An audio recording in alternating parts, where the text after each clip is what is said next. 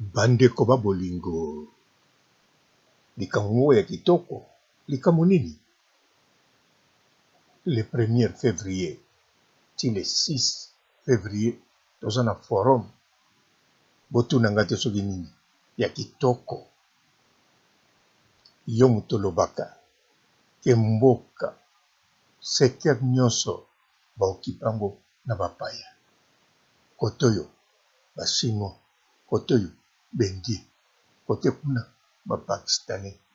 Alors yaka na forum le 1er février ti le 6 février 2022 kuna okoya na compétence na yo okoya koloba po makambo na yo ekokoma paya nani Faci Beton.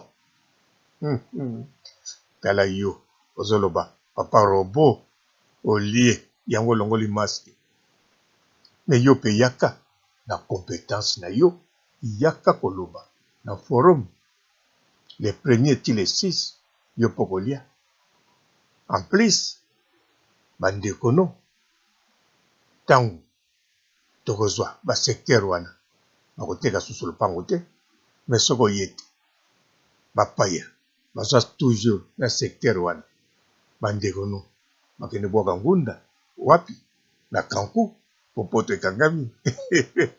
La décentralisation, nous avons passé en revue la cartographie du pays. Il y a plusieurs opportunités d'investissement dans notre pays, dans tous les coins du pays, dans nos entités territoriales décentralisées.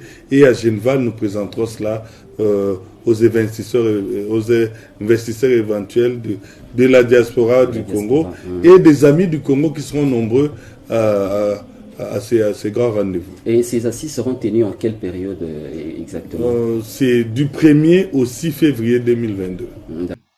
En tout cas, compétence na yo ezali nécessaire pona kotonga mboka.